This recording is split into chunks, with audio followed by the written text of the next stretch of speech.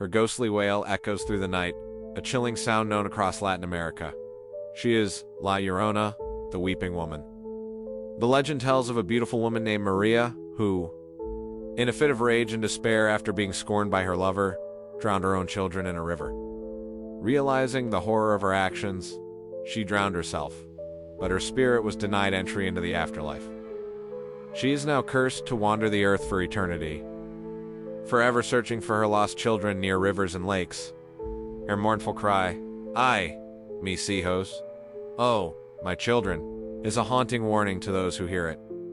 More than just a ghost story, La Llorona serves as a cautionary tale, a symbol of motherhood, grief, and regret that has been passed down for generations, deeply woven into the cultural fabric of a continent. Her legend endures, a timeless and sorrowful echo of a mother's eternal pain.